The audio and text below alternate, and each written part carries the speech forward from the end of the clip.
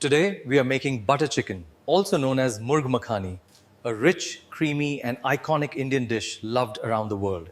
Marinate the chicken with yogurt, spices, and fresh aromatics.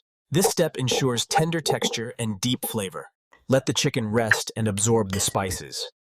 Cook the marinated chicken until lightly charred. This adds a smoky depth without drying the meat.